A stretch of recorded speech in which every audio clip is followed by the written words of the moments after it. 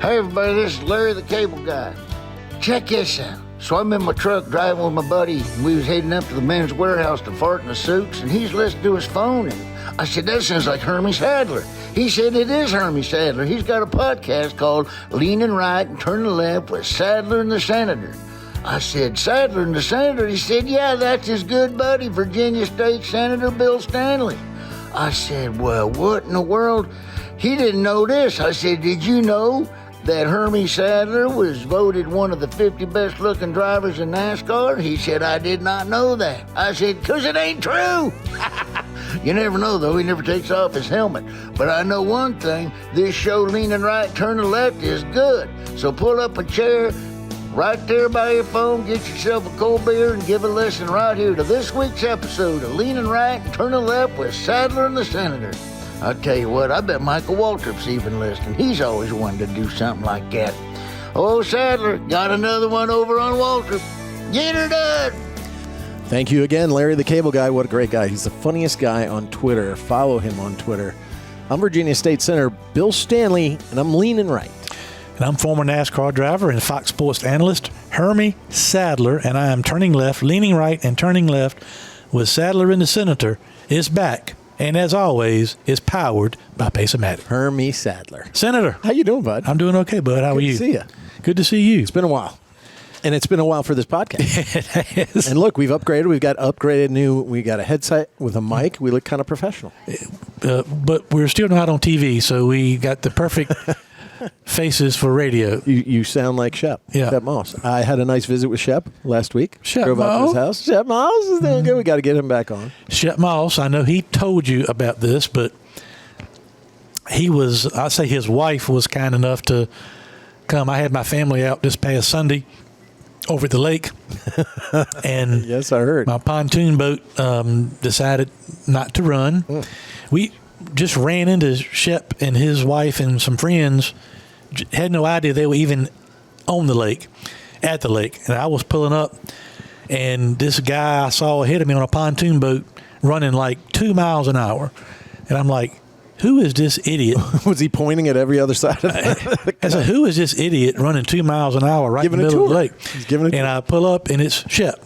So we pull up and actually held our boats together for about 30, 45 minutes and started talking, catching up. And I had Angie and all of my kids and husbands and boyfriends and River, the baby, the granddaughter. And, Goodness. and Shep had some friends on there with him. And so we talked for like 30, 45 minutes. And then 5 minutes after we take off, Shep's going to prove a point. Then he takes off running like 60 miles an hour. Right, planes real fast. Yeah, gets down, because I'm, giving him grief about how slow he's going. And, a few minutes later, my boat stops running. So I call Shep. He doesn't answer. Shep by this time is way past. Way gone. Yeah, out of sight. Already gone under the bridge, moving on. And he wouldn't answer, so I called his beautiful wife, Terry, and she immediately picked up the phone and said, Hermie, what can I do for you? And anyway, they turned around and came back and pulled us in. But I did get to, of course, he had to send you a video. Yep.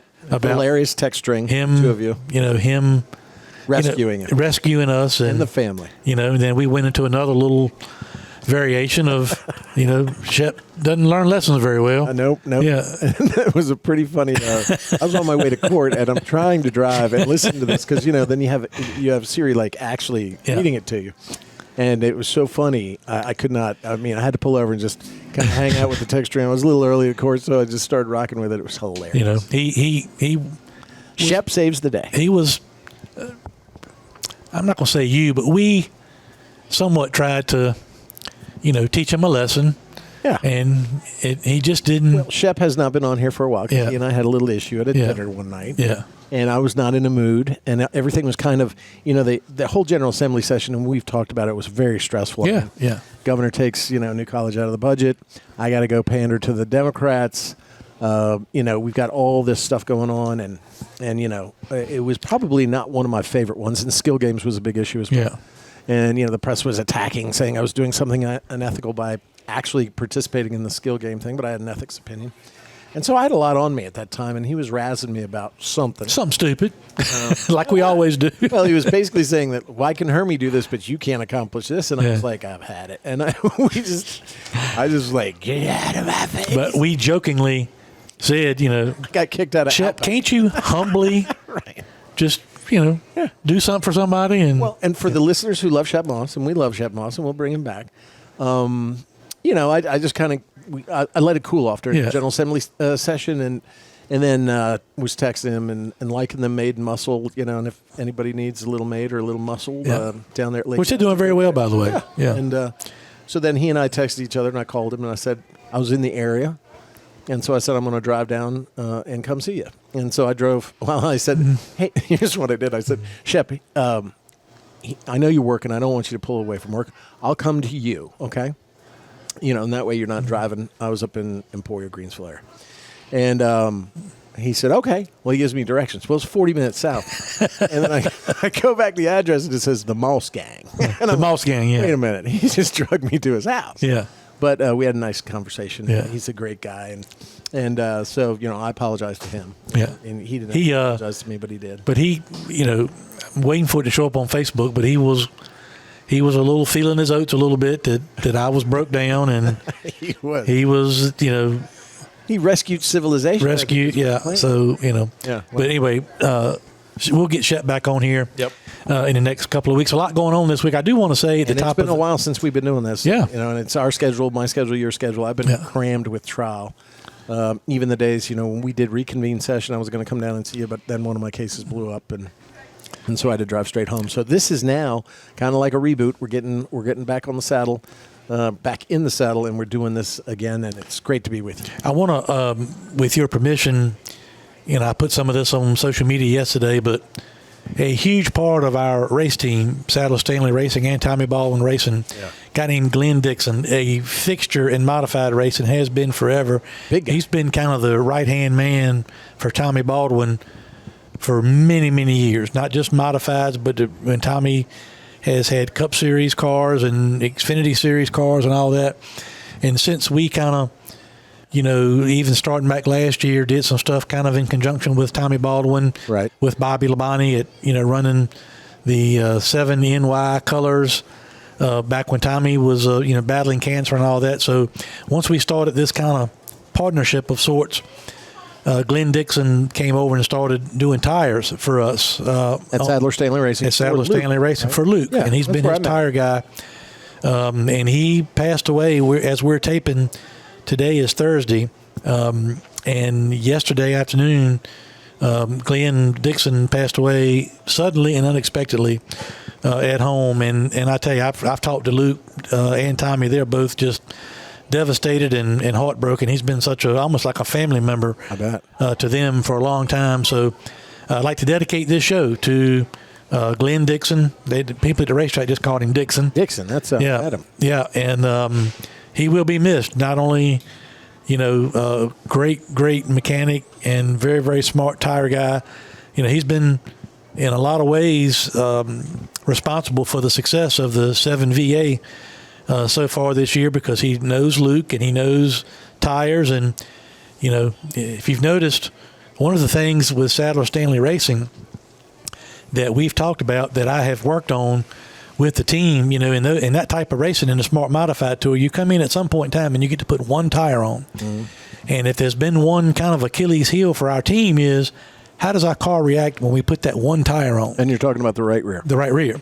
And so we get one sticker tire in Smart Racing. Yeah, to change during the race. Right. And you can rotate the other tires. Yeah, This is the only new sticker tire. We haven't always gotten the balance of the car right after the tire change, because you take one new tire and you put it on and you got three older tires. It's a method to the madness as far as how do you make the new tire work in conjunction with the three older ones and make your car faster or not get too loose or not get too tight. And Dixon was very helpful, obviously, this year, the 7VA, and in the last couple of races, the 16, we've had top 2, 3, 4 cars, both cars right on the track at all times. And a lot of that has been because of his ability to, help with the process of staggering and what to do, what not to do, how to do this, air pressure, and otherwise to give our drivers good speed after a tire change. And so, but I just felt bad for Luke. I mean, he's kind of like a second dad to Luke in a lot of ways. Right. He's watched him grow up, and start racing. And as Luke is climbing the ladder now in his racing career, Dixon has been, and I know wanted to be a part of that climbing of the ladder for Luke. And so I feel bad for Luke and Tommy and everybody at Sadler Stanley Racing, but our condolences to the family and friends of Glenn Dixon. And as I said, we'll have this broadcast be, in honor of him. I only met him once, but he was a heck of a guy. Now, that was at the King of the Modifieds, I think. Yeah. And great guy. Yeah. And clearly, man, a few words. Yeah. Clearly not a talker. Yeah. But it seemed gruff on the outside, but really soft when it came to Luke on the inside. Oh, yeah. No, he's been basically a part of the Baldwin family for as long as I can remember, and has been really helpful to Sadler Stanley Racing. Well, a sad day for racing and a sad day for the Dixon family. We send out our warmest thoughts in regards to their family during this tough time. So what are we going to talk about on this show? We got a lot to talk about because since you and I last actually had recorded a podcast, and I think we had Tommy Baldwin on. Yep. We've gone through a lot of stuff. A lot of stuff has happened in the world. A lot of stuff happening in Virginia. We've got, we can talk about skill games today. We can talk about reconvene session, the budget, where we are in Virginia, where we're going to be. Is there going to be skill game legislation or not? We can talk about this nightmare mess which is now happening on our schools.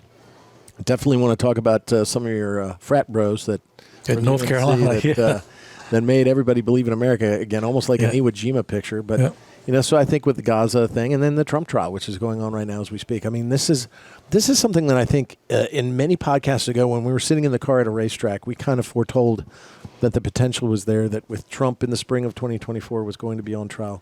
You're going to have a lot of upheaval and discord going on, and we're starting to see it now.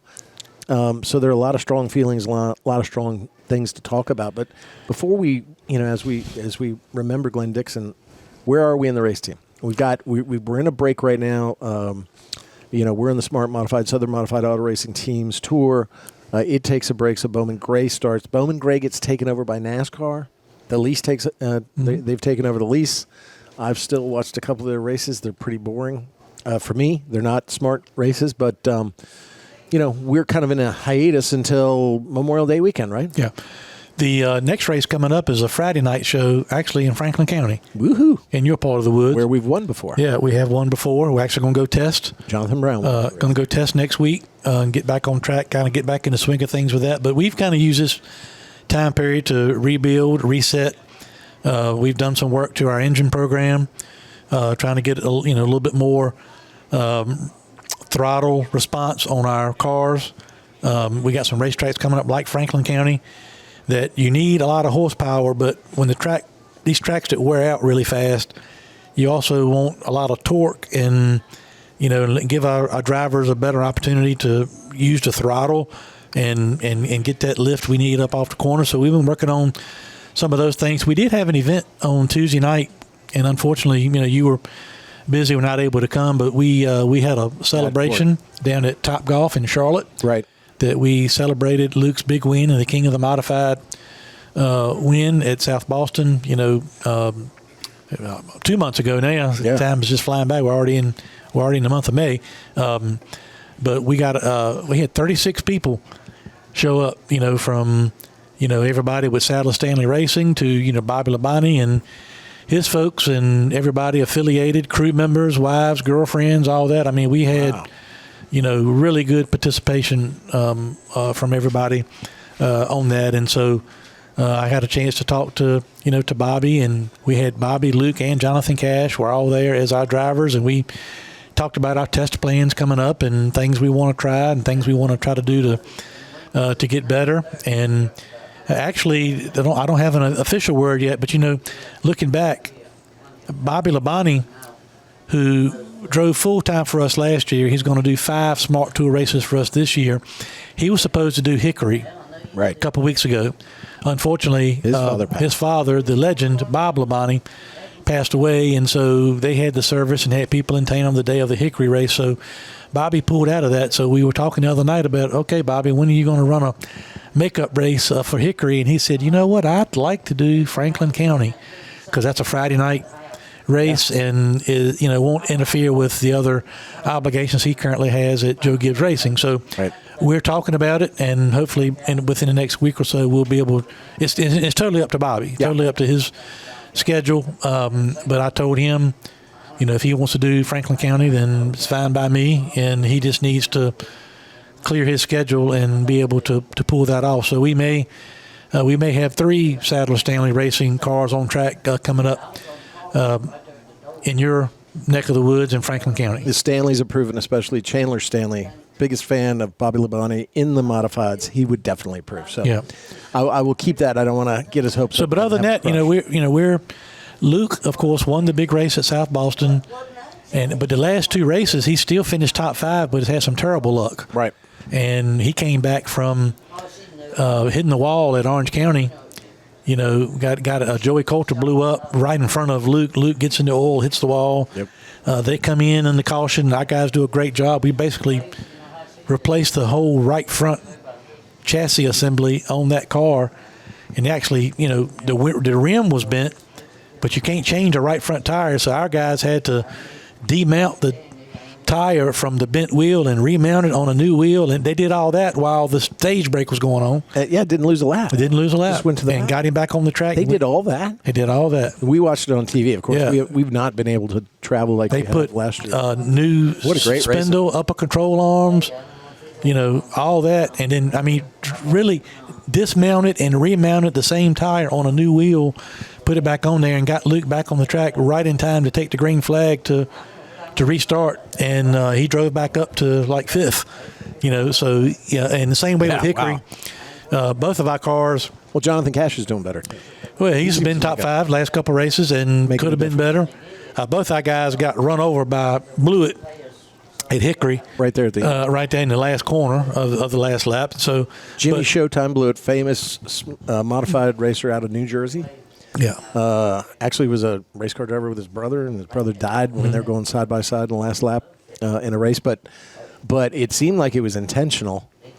Yeah, I don't know that, but it was. It looked like Ryan Newman washed him up a little bit, and then he just took out like the 710 split. But the good news is our cars have speed, and we're running good, and we've learned a lot, and we've spent this time to, like I say, refine some things we were working on, and I've been really focused on getting our engine program, doing some work there. Of course, we were working with Tony Corrente, Tony's competition engines. Little Tony. I made a decision to take all our stuff back to Robert Yates, because of my relationship with Doug, and we just needed to get all of our engines same thing, and we can't have Tony build one, this guy build one, this guy do one. It's too much. Right. So we've taken all our engines, back over to Robert Yates Racing. And Little Tony's great, but it seems like we've had a difference in horsepower. Well, I can't say that. But what I can say is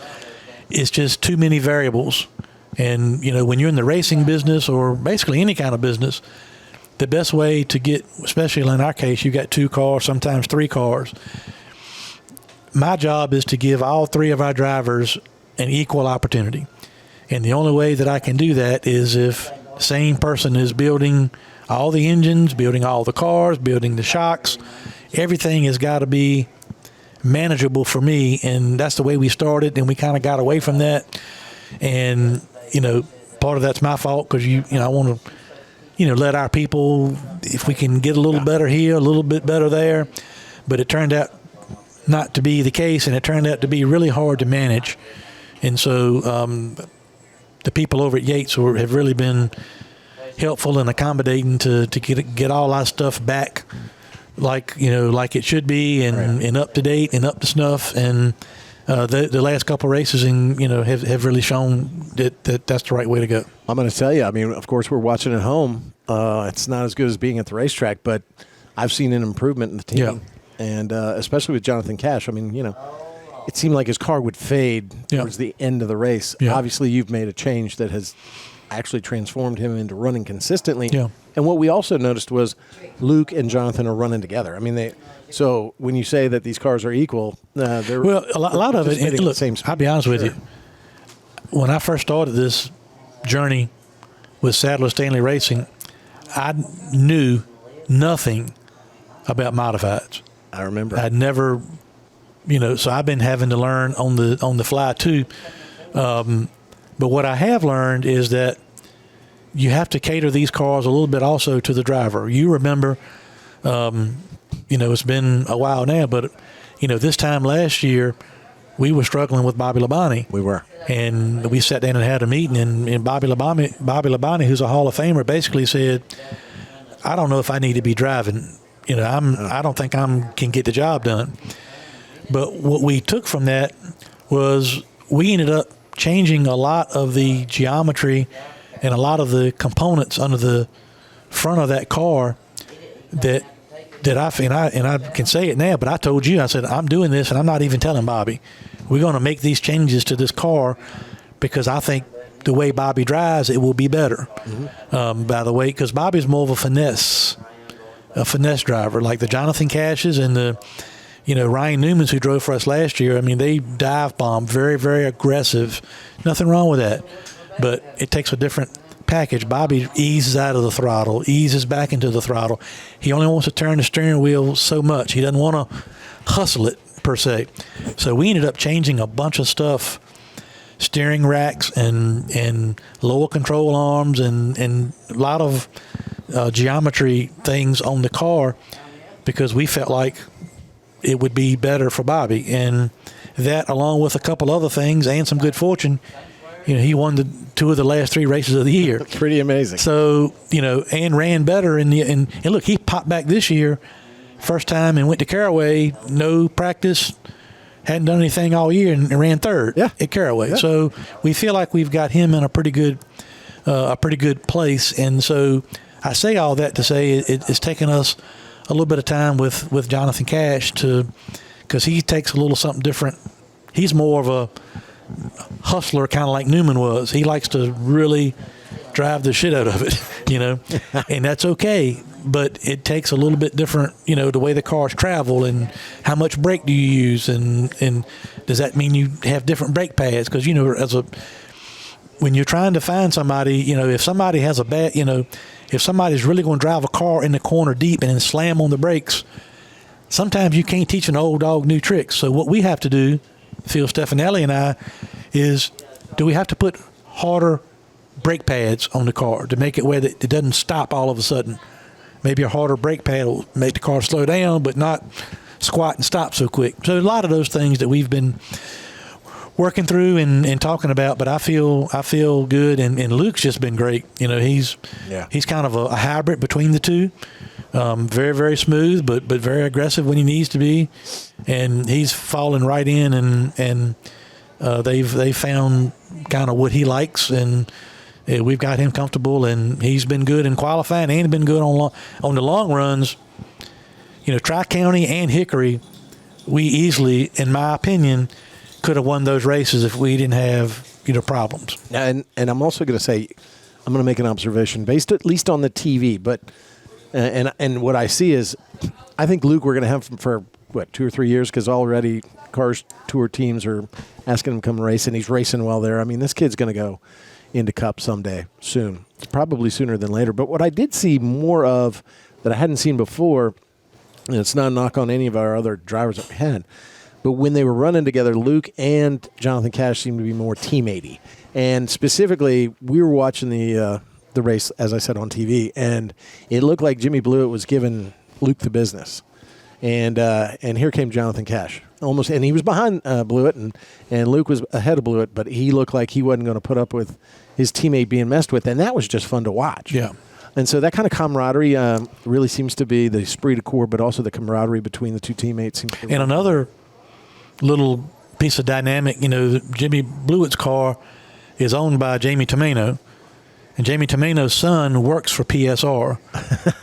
So God, it's incestuous. Phil was like, went and talked to Jamie Tomeno the following week because they had some words at the track. Now I saw that there was some video of Blewett's team and our team getting in. So they just had a little discussion, And, I give Phil Stefanelli credit. You call him Mr. Excitement. Mr. Excitement. But he basically went and told Jamie Tomeno, like, hey, is your guy going to try to pass our guys before he runs them over, or what are we doing? We got a lot of racing left. How are we going, how are we going to do this? Yeah, so, you can find on Twitter, you can find on Facebook a little bit of flexing, seeing Mr. Excitement flex a little bit there, standing up for his drivers. Was a little scuffle, didn't get fisticuffs, but I watched it 27 times just so I could determine where Stefanelli was. Was he in the back? Was he in the middle? And he was in the middle, and he was defending his team. So that was pretty good. So we've got a race coming up May 24th. Today is May the 2nd, so we have a lot to talk about here, but that's the Friday before Memorial Day. Yep. Franklin County is a historic track. You race there, right? No. You never race there? Nope. Let's get a fourth car. Never.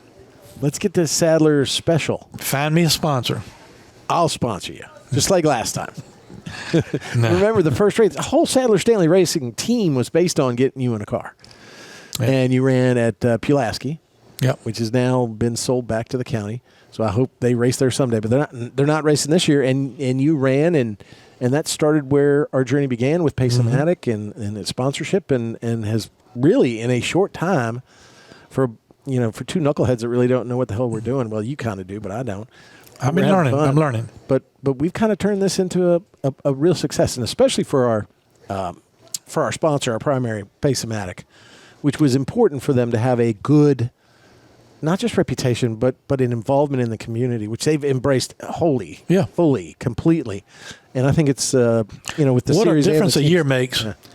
Last year, and I wish they could come more, but everybody's so busy, just like you and I are. Sure. Last year, when the Michael and Carmen and everybody with Pace-O-Matic, they made the trip up to Motor Mile in Radford. Mm-hmm. And that day, Bobby Labonte hit the wall, totaled a car, and Ryan Newman blew an engine. And you and I almost got run over by a very upset Ryan Newman as he was going. Yeah, so it was just a horrible day at the racetrack. It was not fun. And turn the page to 2024, and they come to South Boston, and we have as close to a perfect day as you could have, winning the $20,000 King of the Modifieds, but also Jonathan Cash finished top 5 as well. And we had everybody there, Michael, Carmen, Gina, the marketing staff, all the people. It couldn't have been a 180 because, I know you laugh at me sometimes when the race doesn't go well. I leave. You won't talk to me. Because, well, not just you. I don't want to talk to my drivers. I certainly don't want to talk to my sponsors until I have time to process it and take a deep breath and have my morning session and learn from my team why certain things happen. Because you have a bad habit of like wanting to call me 30 seconds after the race is over and say, well, what happened? What are we going to do? And I don't even know. But that's the lawyer. What happened? So I have to get the facts. Mm-hmm. The facts are important. And I also have to give myself an opportunity to a 24-hour morning period. So I can give you and our sponsors and our other people associated with our race team, give you a good answer. I'm learning. I'm learning. That one time, I think when we were at Carteret, or we were out there at the Emerald Island. Yeah. And we didn't do well. Yeah. And you had to give me a ride and my family a ride back to the RV, and I had to ride up front with you. And you basically lectured me on but I think it was a good way. Part of it you were, but I think part of it you were ribbing me. That might have been part of it. And part of it is you had a cocktail or two that up in the stands, and which is great. Yeah. But it's just when you've got one person that's enjoying the race and having entertainment adult value. Beverages, sure, and the other person, it's just not it's not a good time to have a business conversation with you and me. With me and you. Okay. So I'll remember that. We can talk about anything you want to talk about in those situations. Right. But we shouldn't talk about the race team. Okay. Or what I'm going to do to fix something, or what happened to something, right then in the heat of the moment when, you're You want to hold me accountable, which I understand. It's not holding you accountable. No, it's just because you have that insight. Maybe that's it too, because I've always been a race fan, but I never raced.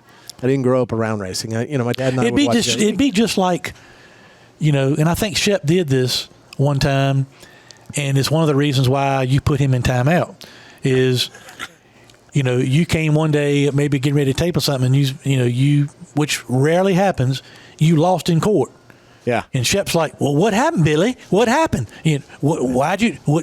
Can you win a case? Do I need to call Tony Troy? What? He says all that. That's exactly what happened. So and that's why he lost his upper lip. You obviously don't like it. So turn to we talk about losing court cases. Correct. Or losing races, and what I'm responsible for. I just don't. I don't like it. It's not going to be productive at that time.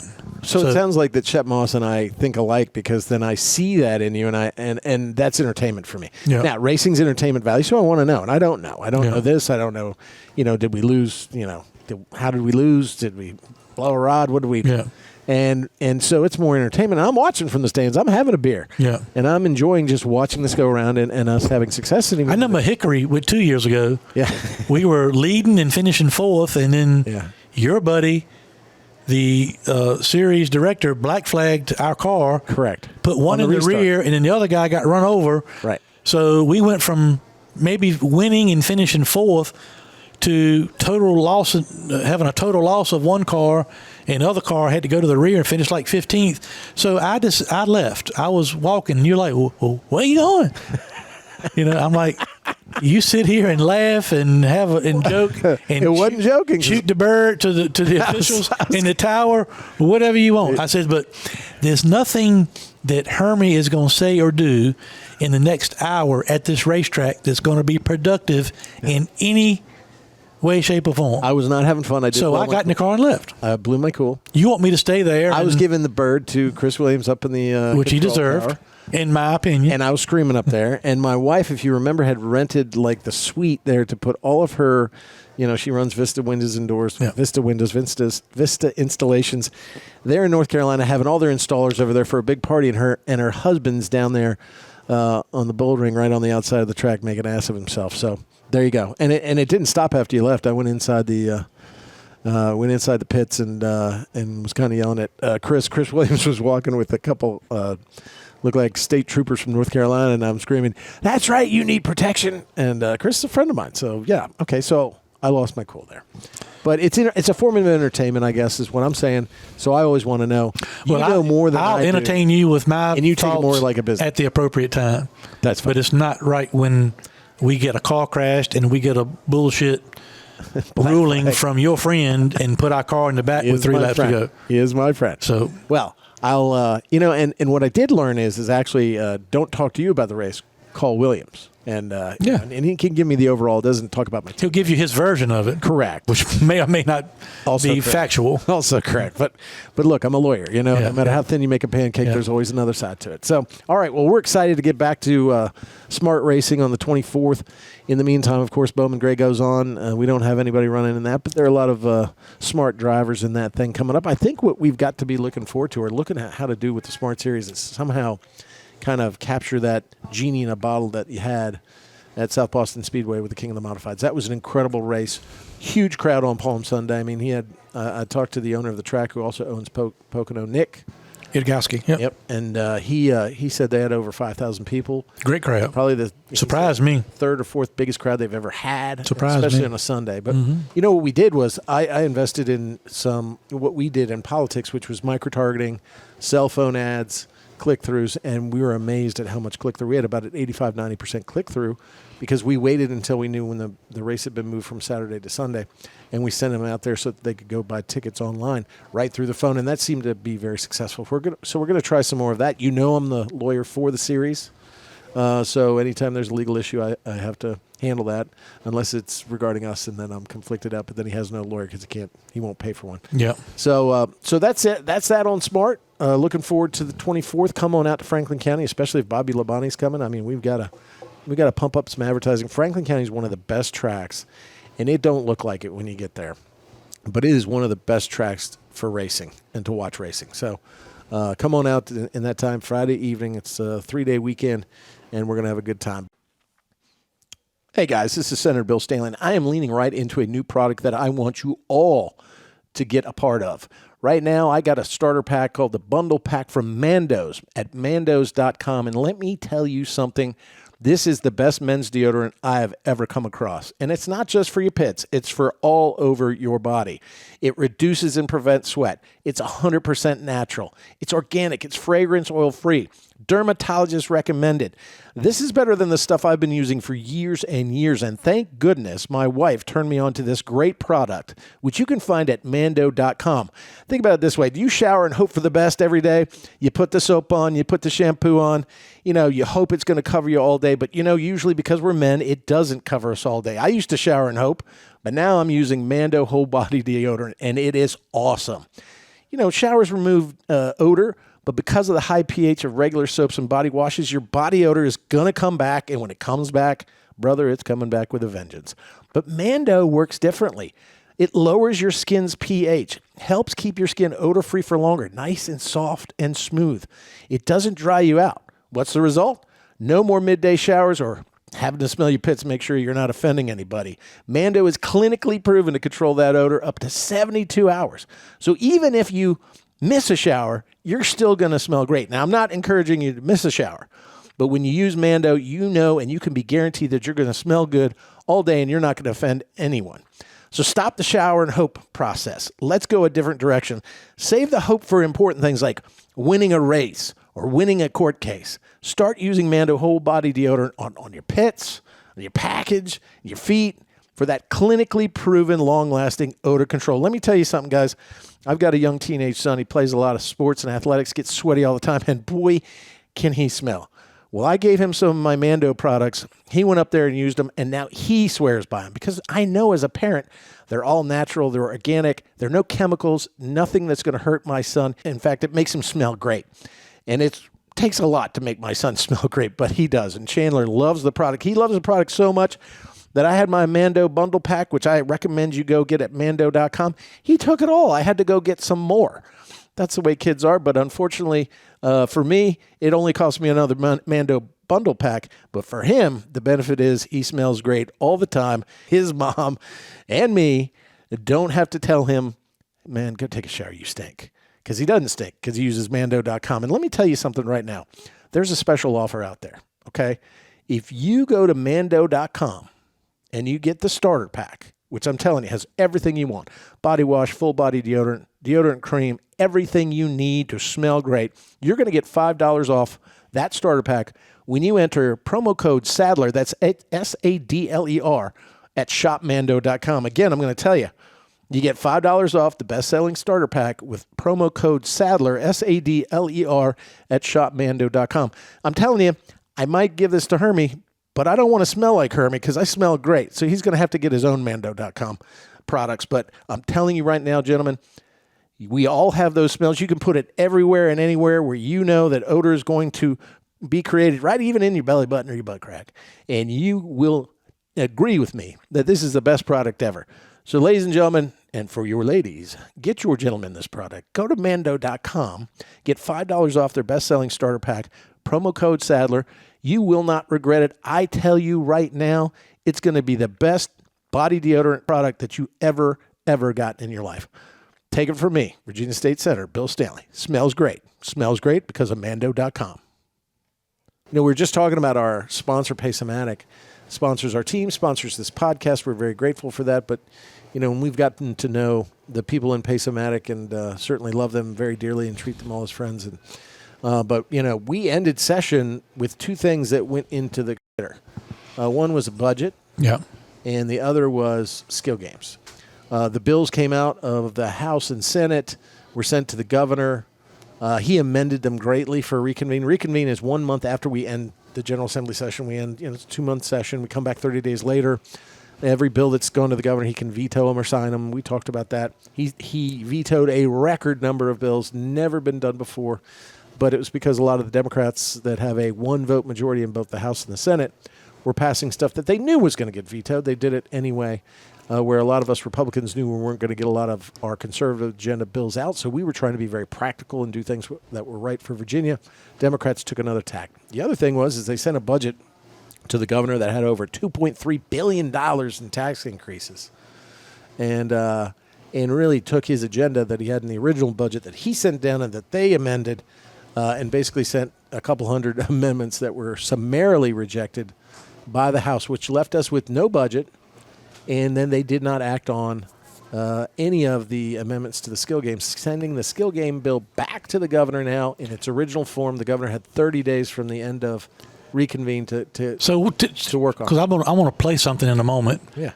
But what did the governor do to the skill game bill that was sent to him?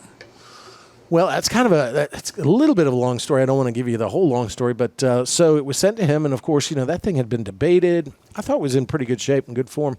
There's some things they could have corrected, but what he did was his people called about the weekend before he had to make a decision and put amendments on. Asked myself, Senator Rouse, Senator Eben, Paul Krizik, a delegate, Cliff Hayes, the sponsor of the House bill, on the other side, and asked us to work together in a work group. Oh, and Terry Kilgore. And so I was planning on going to the races. I was planning on camping out with my family. I said, no, we can't go. I got to stay here because it was worth it. And was it unique and original? Yeah, we'd never get called by, a governor and say, hey, let's work on my amendments. It doesn't happen, but I thought it was going to be a great opportunity to talk to Aaron Rouse. He's the Democrat that carried the bill on the Senate side. Said, let's try to make the best of this. So we kind of listened to them the first day, and they sent us something, and what they were proposing was, I thought, untenable. One was 35-mile radius around all casinos and all Rosies, and I think we need to talk about that a little bit. That would prevent any convenience store who was inside that circle of 35 miles from operating a skill game in a protection. That's Rosie's too. Rosie's and casinos and horse tracks. Yeah. So that was their first proposal. With that, and they weren't going to allow. When is some kind of buffer zone around schools and stuff? Yeah, well, I'll get to that next. Yeah. So this is the Saturday of this weekend where I now have to stay home. We were on the phone 6 or 7 hours, and and I can understand how Delegate Hayes, great guy, Delegate or Senator Rouse, we don't agree on politics, but really you respect them as people. Yeah. And the hard work that they do. I just didn't feel like they were feeling the respect that they should have been getting. And it was like, we're taking it appeared to me, we're taking your legislative process and we're just going to rewrite your whole bill. We're not going to count all the votes, the 32-8 that it passed in the Senate. We're not going to talk about the bipartisan support. We have different views. And in my opinion, based on the work that I do for skilled game operators in the industries, in other matters in other states, this seemed to be coming straight from almost the casino lobby themselves, the games of chance. And so the other thing was so they came back, and they said, look, we want it to be run by lottery. We don't want ABC to do it. And in that regard, then we don't want it to start till January 2025. And we're going to raise the tax to 35% from 25%. 35%, which would have been the highest tax rate ever on any gaming in the United States. It would be the highest tax rate in Virginia. Casinos get taxed 10%. Republicans raising taxes. Yeah, no kidding. And we had a conversation about that, amazingly enough, where I'm listening to Aaron Rouse argue for a lower tax with a Republican administration, and I just piked up and said, hey, I cannot believe the third seal of the apocalypse has been opened today because I'm listening to Aaron Rouse argue for taxes to be lowered, and I'm a Republican, and I'm wearing the same jersey as the other guys that want the higher taxes. I think the worm has turned here. And so so day one was a little bit of, okay, they seem to want all these it was like 6 or 7 points. 3 of them were untenable. One was doesn't start till January 2025. No relief to our convenience store operators. Having the game start in July 1. Run by the lottery.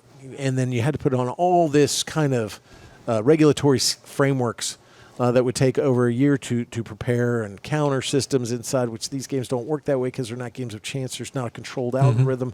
You win because the player determines the outcome. And that's what we've argued here on this podcast and in court, and it has been proven in court that these are games of skill, not games of chance. So okay, so we saw some of that, and they had concerns about keeping it away from kids, even though that wasn't a problem during SB 971. When we got the injunction, the games were turned on. You never heard kids were playing them because the kids couldn't cash out at your register. We're here right now at Sadler Travel Plaza in South Hill. Yeah.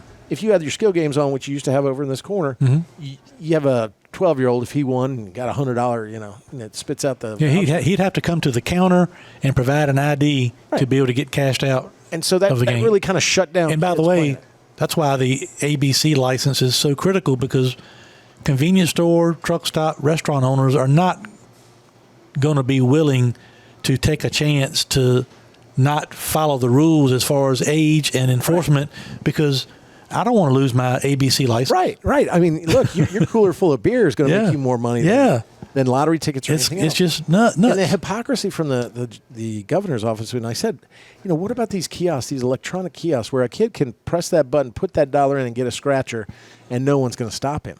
They were so concerned about problem gamblers having exposure to these things where the casino set up a system and says, oh, we care about problem gamblers. First, you have the problem gambler voluntarily report himself as a problem gambler.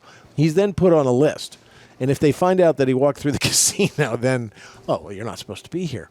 That's no system at all. You hear problem gambling, call this number. It's all BS. Yeah. So they seem to be pushing the issues that we heard once before from the casinos and the VGT's video game terminals. And so that night then with Rouse and the stakeholders and the other guys, we kind of tried to address 5 of the 7 ones. We weren't going to, we thought the starting July 2025 was a bad idea. Wouldn't help the small business owners right now, which they need the help, especially in this Biden economy. Second thing was, all right, so we'll build like a beer garden. That is like you have here at the Sadler Travel Plaza in South Hill. You've got a barrier, and it can be seen by your employees, so you can make sure that it's blocked away from kids. It's not enticing. It's not like candy bars out there free to take. So a little beer garden thing around there. And then, they wanted something more on background checks and this and that. They wanted even background checks, and talk about this a little bit because you're a convenience store owner. They wanted, the governor's office first came at Cliff and Aaron Rouse with, we want background checks on every single employee where a skill game is. Well, and I know that a lot of employees that you hire may have a criminal record. Sure. But that, and because they can't get jobs somewhere else, but they can be a very good worker. Sure. And that would prevent, that was causing people to lose jobs. They backed off of that one a little bit. Which, by the way, I'll just throw this in here while we're talking.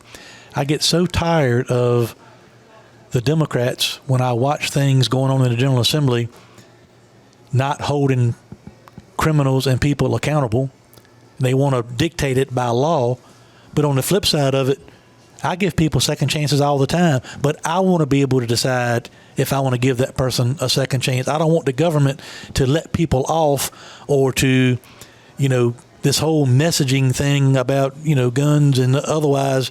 It's all geared towards, let's hold these people accountable for when they do wrong, and let business owners, if I hire somebody, I'm going to do a background check, and I'm going to, even though things are different now in 2024, I mean, we do pre-employment drug screening and stuff and if there's something in there that I decide that I want to have a conversation with this person about and give them a second chance, I want to decide that. But there's too much government on everything related to that, and it's very frustrating. And so they were mandating that basically you'd have to make a choice between a very good employee who might have a criminal record, and they didn't delineate what kind of criminal record. It was just a criminal record.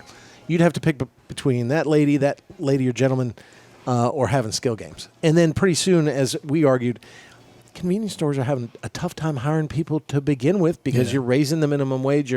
You're making it more tough with everything that's going on with the regulatory process.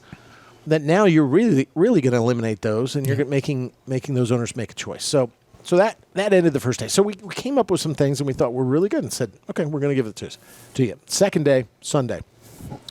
We get the outline. It's 26 points. 26 points. Haven't moved off of anything. Oh, and now you got to opt in. So if you wanted skill games, you, Hermie, Sadler, and Greensville County and the city of Emporia would have to have both of those legislative bodies, that is the the city council, and the board of supervisors vote to hold a referendum, pay for the referendum, and then the voters would decide to opt in. They did that for casinos, but it's a huge difference, and we argued that. It's a huge difference. These are bricks and mortar operations already in effect in convenience stores. When you're voting on a casino, when you're allowing the people, because it changes everything. It's not only benefits of employment and taxes. It's a taxing on the water. It's electricity. It changes traffic patterns. There's so much, that is different. It brings a criminal element with it that these skill games don't. A casino brings a natural criminal element, vices like prostitution, drugs, etc. So people. My driver broke down, so I'm late. No, you're fine, lady. You're perfect. So we have an audience, and so all of that, kind of plays together, where we were saying, hey, look, we're going to address, most of these issues, and hopefully you'll come down. Well, they seem to be more solid in they opt in now. And let's just be honest. And then it became also 2,500 feet on either side in a circle, a radius around a church. A church, a daycare center, and a school. So that's when I think you saw on Twitter, I made a map.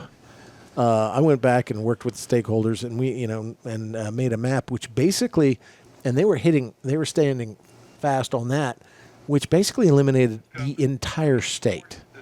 And quite frankly, I thought not only was that a bad thing, but are you for skill games or you're not? Because the only green areas I could find were like on mountaintops, like at Wintergreen Mountain and some of the other ski resorts. Well, then what it looked like is, and and all of your stuff was eliminated. Most of the allowance of skill games in the very small areas that weren't within a mile radius of a daycare center. And a daycare center, by the way, includes like a dojo. Yeah. So where your kid gets karate lessons, it's licensed as a daycare. It was only in the most elite places, like White's Truck Stop down 81, or up on top of a mountain in a Tony ski resort here in the Commonwealth of Virginia, not letting the small business owners in. And so if you hated it, and that's when we got on the second call, if you just don't want it, don't mess around. Just tell us. You don't that's kind of your heart. What it looked like to me and people like me is that the governor really wanted to veto or ban skill games outright. Yep. But he did it really through his amendments instead of just coming out and saying, this is what I want to do. But I want to play this for you, and this is coming from me, not from you. But we saw what the governor did, what his actions were. I'm going to play a clip, about 45 seconds, back when Glenn Youngkin was running for governor. He was on a radio show and got asked a question of skill games. This was when he was campaigning and politicking and asking people for votes. And he was asked about skill games. Go ahead. One final point. Go ahead. Yeah, when you come in as governor, are you supporting the skill games? Or are you going to take the ban off this day one? All right. What do you think? Richard, I'm supportive of the skill games. And I just think all businesses should be allowed to do business. And skill games actually do enable so many small businesses to not only grow their business, but also just simply to survive as we're watching, so many of the ability to serve customers change. And we're seeing restaurants and gas stations and everybody have to remake their business. And I actually am a big supporter of the skill games, and I think that all businesses should have access to them. One of the things. Wow, I've never heard that before. All right, so I've never heard that before. This was in 2021 when he was running for governor. So what changed? Yeah, big question. Good question. Because I'll tell you, in trying to talk to them, and I had conversations with the governor about it, and I urged. So as a small business owner, for small businesses, when I hear him say that, I take him at his word that when he's governor, he believes in small business, the rights, the free market system, free enterprise, and that all small businesses, if they do things the right way and follow the rules, should have access to this type of potential revenue to help us make ends meet. And now, perfect sense. He's going to kill us through amendments. So something changed. Yeah, look, he was not taking any advice from any of us. Somebody got in his ear, I think. He changed his philosophy for some reason. And what came out in that 2-day work group, which in the end was futile, it was really a waste of my weekend. But I'm glad we tried. But it was a waste of the weekend because there was no movement. Our movement was agreeing to things. At one point, I said, well, let's go through your list and see what we can agree to of this 26 things. And we clicked off a bunch of things that we could agree to. We were hung up on the start date, who's going to oversee it to get it up and running, because, the ABC had proven itself to be able to do that so easily, so perfectly, and had no problems, no crime, no fraud. And then they wanted this huge regulatory scheme, and then they wanted to come out with a 35% tax rate, which basically, that's on you. That's on you, the convenience store. And that's the highest tax rate ever. Basically, everything they wanted to do seemed to be anti-skill game. Right. Like you're saying. Hearing that now, I'd never heard that before from Youngkin, but I'd heard from him, level playing field. It was very supportive. I'm not surprised he said that as a candidate, because that's what he actually said about a governor. Somewhere it has turned, and now they want to make a convenience store to have a skill game more onerous than what's required of the casinos. Casinos are by churches, daycare centers, schools. They don't have that prohibition there.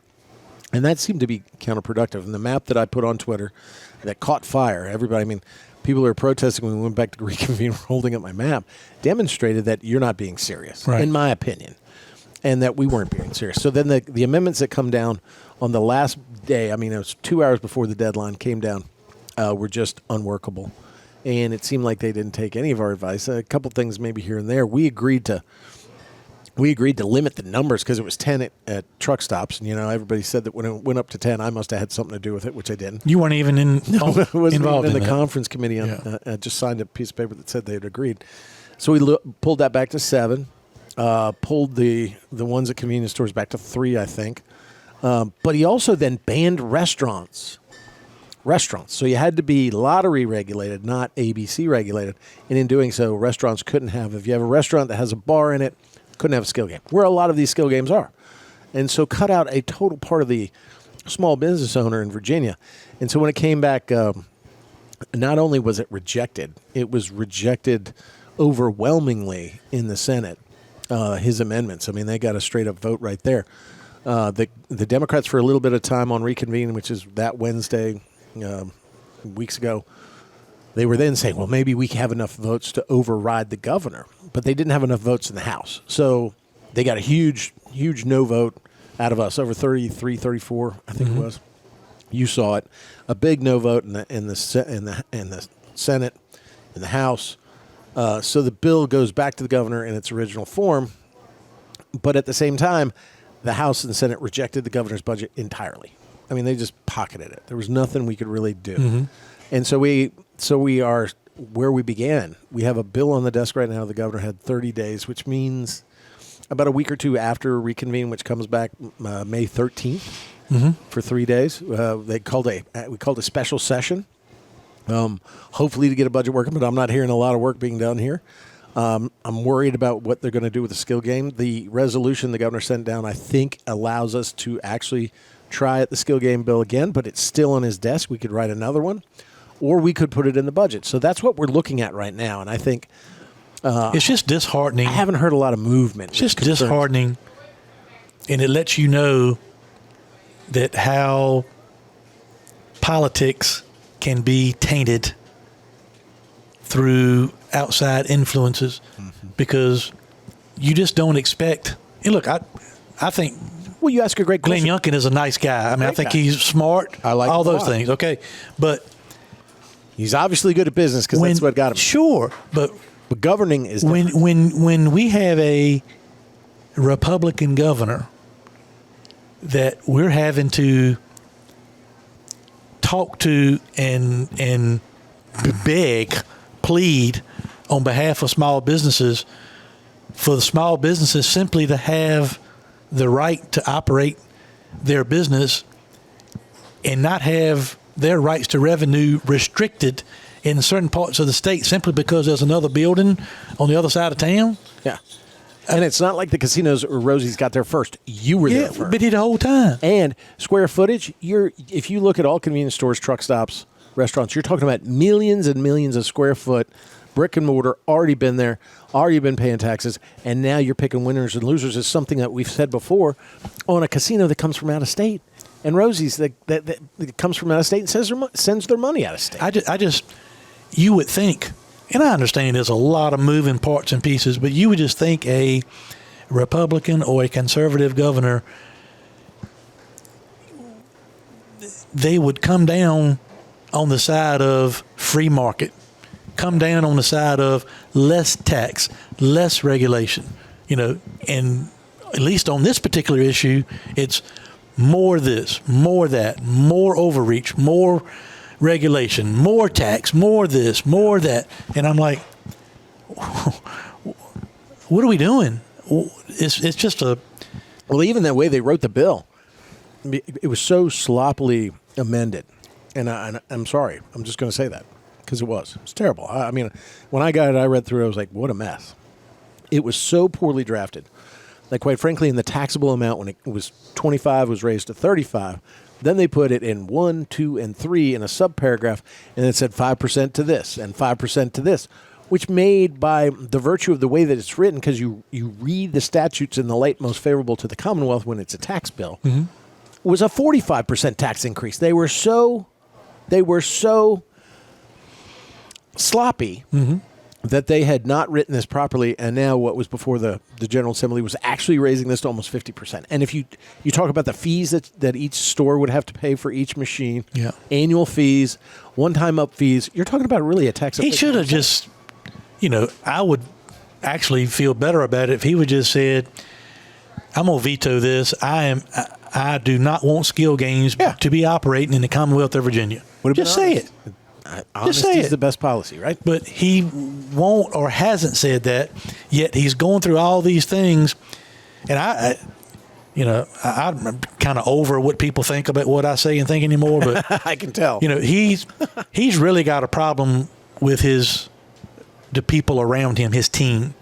Whether it's not, they're not in tune with, small businesses and the role they play, especially in rural parts of Virginia, and in the people we employ and the taxes we pay. And I know they got the new lady in the pretty dress to the dance to casinos and all that. They apparently have a bigger voice than we do, is what it appears. But I think he's got some people around him that, in my opinion, as you've told me to say, are giving him some bad advice, and got him looking in a way, that is not a way that I would hope a strong conservative Republican governor would look. Okay, so let's break it down a little bit, because I don't think you're wrong. Number one, people always say we need less lawyers and less politicians in politics. We need more business people. And that's a great thing to say, but politics is really different from business, because when the governor comes in, he's not CEO, and he does where he's answerable to a board, but he makes the decision from on high. But he's acted in ways on certain issues that makes you think that he thinks he is. I think, and I'm not asking you to agree with that. No. That's my opinion. I don't mind. Look, the best part about this podcast is that we're honest, and people around Richmond listen to it. The whole point is that when you come in, it's about, and I think I told you this. I learned from Bill Bowling a while ago when I was a freshman senator. Listen, how do you get things accomplished here in the Senate? How do you get things passed in the House? How does it go to the governor and get signed? Well, it's two ways to happen. If you propose a piece of legislation, one, you have to build the relationships. Building relationships means people were going to trust you. Hey, it's Stanley. It seems like a good idea. He's not trying to screw us. That's relationship building. The other way that you get something done in the General Assembly is through leverage. Because leverage, if you have leverage over somebody, and I use the puppy bills. You and I own Invigo Beagles. We're the first ones to buy those dogs, first escapees that weren't sent into experimentation. We spent a lot of money on them, but that started the tidal wave. But when I put in the legislation to ban harmful experimentation and breeding dogs for harmful experimentation, most people years ago would say, Stanley, you're just a crazy dog guy. Now it's like, I'm daring you to vote against this, because there's so many people that are for this issue out in the public that own pets that it's going to cost you an election. That's leverage, because leverage then creates fear. Oh, man, if I vote against this, I'm screwed. Yeah. I'm not going to screw myself. It's a puppy. Even if I'm on the fence about puppies and experimenting, I'm voting for this bill. That's another way you get things done. When the Youngkin administration has come in, look, a lot of promise, man. I mean, he got taxes reduced. I mean, he's had some success. But what he's failed to create is that relationship part. And the problem is you got 140 people just down from his house that believe they can do the same job, and they probably believe they can do better, whether they can or not, and many can't. So, and the other part is that he came in, with at least one chamber in Republican control, so that gave you a little more leverage. It gave you a little more leverage, which created fear and got things done. When the midterm elections occurred, and you've got now one-vote majorities, and those Democrats act like, they're 50 feet tall. They act like it's 60-40 in the House, right, instead of 51-49. Same in the Senate. And they see Glenn as a target. And if you haven't built those relationships with, say, the Scotty Servos, the Mimi Locks, the Louise Lucases, on the other side, the people you have to work with, then it's going to be a torture chamber. Then you better have leverage. And you better have leverage to invoke fear where they're going to go along with you, even though you don't wear the same color jersey as they do. They wear the blue jersey, we wear the red one. What he then failed to have, and what I've seen, and I think he's trying to make up for it now, is he didn't have the relationships to bank on. And then he lost all the leverage. And the leverage was, and I think he would probably say it was an unforced error on the arena deal. Probably a really good deal for Virginia. It didn't bring in the right people and massage the right egos and tell people ahead of time. It was more like a CEO says, this is what this corporation is going to do. And he just basically tells the board of directors, this is what we're going to do. There's no vote on it or nothing. Yeah. But in Virginia, the legislature is as powerful, if not more powerful, than the governor's office. Right. Because they're there longer. Governor can't repeat himself, so he's there 4 years and he's gone. And right now, he's moved into lame duck last 2 years at a disadvantage and couldn't use that leverage or fear and couldn't transact with those relationships that he had, and it put him in a negative position. In this case, your other point is kind of right. So that's kind of neutered him a little bit. Your other point is also right, is that he then, like corporate CEOs do, tends to surround himself not just with yes men. And I'm not saying that because they're very capable people, but a bubble. So that even though you can call Glenn, I could call right now, if Terry McAuliffe was governor, I could call him right now. He'd start singing to me. Come on over, let's have a cocktail. Ralph Northam, anytime. Want to get him on the phone. Different story with this administration. There have been a lot of frustrations within our own caucuses in the House and Senate of that lack of relationship even with us. And that sometimes we're not collaborated with, we're talked to. Yeah. And so we'll get along because it's like, well, you're our Republican governor, man. We love you because, we think alike. But it doesn't translate well for the Democrats when they're being talked to. And that's where you saw Louise Brissup flex and go after Glenn Youngkin all through the General Assembly session this year. And even to the point where the budget standoff became this huge thing. What I think he's learned is, and we're not even talking about skill yet, what I think he's learned, at least in the budget process, is that he had to de-escalate, pull it down, pull it back a little bit, reassess, try to work together. And so when we went to reconvene, we're expecting some big explosion between Louise, Big Lou, and Governor Youngkin. And I think our buddy, Ryan McDougall, was able to kind of get in the middle and say, guys, you need to calm down because ultimately we need a budget. We need to work together, stop calling each other names, basically, and let's give ourselves a cooling off period, and then let's come back and try again. They all agreed. So they had like even a kumbaya moment, not a great one, out there in the Capitol where they said, yeah, we're all going to work together, and they kind of, promised not to talk crap about each other for a while and try to work together. We're now in that process of from detente to action and execution. Where are we? And somewhere stuffed in there, Hermie, is the skill game, Bill, because it's been now inextricably intertwined with that budget. Because you know why? It's Louise Lucas's puppy and Aaron Rouse's and the Democrats, because the Republicans, Glenn Youngkin, who says I'm for small businesses, helped him get elected, suddenly it's not his bill. And he doesn't want to give off giving them anything. I do want to say one thing. That strategy and leverage he's trying at the last minute. I do want to say one thing that it's going to sound kind of, in conflict of what I'm saying a moment ago, but in defense of Governor Youngkin and in some ways in defense of Jason Miyares as the Attorney General, when I have spoken, I don't speak directly with the governor. I have over the course of time spoken directly with Jason Miyares, our Attorney General. Good guy. Jason Winsome. He doesn't say. He makes me believe that a lot of the conversations that you as my attorney, our legal team in the skill game issue at least, a lot of the conversations that we've had with Jason's team didn't get to Jason. Correct. And I think a lot of the same conversations that we have had with people on the governor's team in the litigation. Yes. Didn't get to Glenn. And for those people that are listening, maybe for the first time, and maybe not know, Hermie stepped forward and we filed a lawsuit to turn skill games back on when they're banned by the General Assembly as a violation of constitutional rights of small business owners, as also that the games were not a matter of chance but a matter of skill and an expression protected by the First Amendment. We had a 23-month injunction that turned the games back on, that saved a lot of small businesses. And then, of course, then the people that are are influenced by casinos put something in the budget that basically killed our court case and reinstated the ban, and the Supreme Court agreed with them. Another way for me to say it maybe is... But what you're talking about is in the litigation, it seemed like the people that we sued, which was Miares, who's also his office defending him, and the governor, we were trying to find a resolution. We were making overtures to them during the litigation, during all parts of the litigation, and they never came back with anything. Right. They weren't. We thought they were just rejecting We've us. both had situations where when we talked to the governor and or the governor's top aides and Miares' top people, it's like, where's the communication breakdown? Yeah. Well, I would get, hey, we need to settle this. Okay. I've been talking to your lawyer the whole time. I made an offer. I made another offer. I made another offer. Never a counter offer. Yeah. And then I would go in the same way that you're saying. So I'm validating it. So you go to them and say, well, why did you turn down that offer? They'd say, you never made one. What offer? Yeah.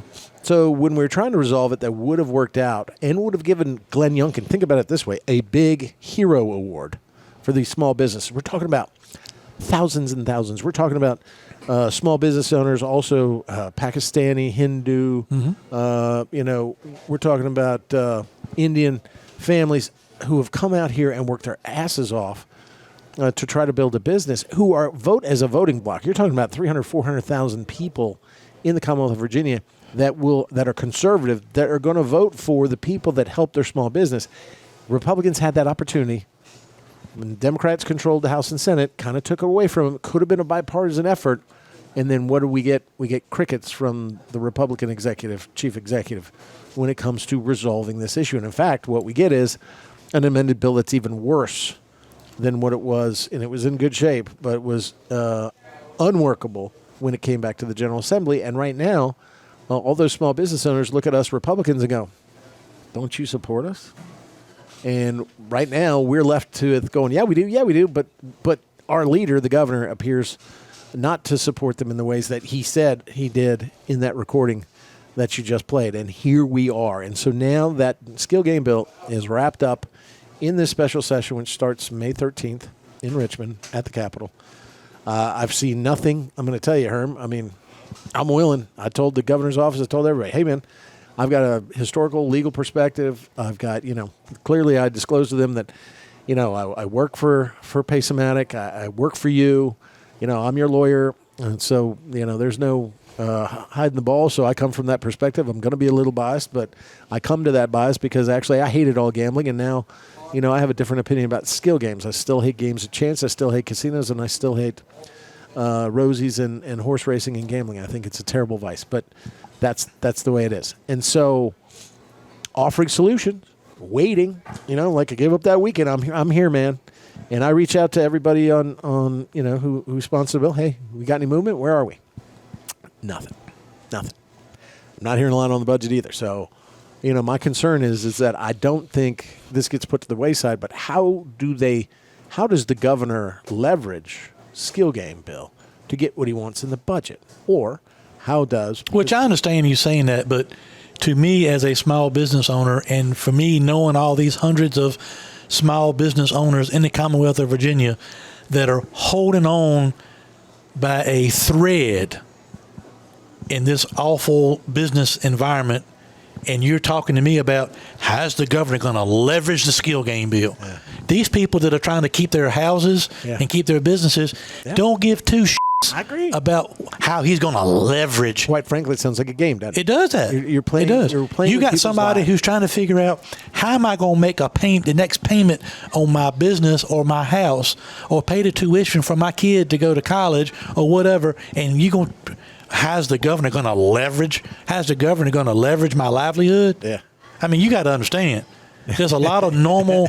You're looking at everyday, me with disdain right now. hard-working. I'm just saying. Dumbass. But the people over there don't in Richmond. I get it. They're out of touch. I get it. They're out of touch. But that's now the problem. Instead of a freestanding bill, this is intertwined. You know, like it's up in the weeds with the budget. So, you know, I've said this. I mean, does it get traded for a bridge?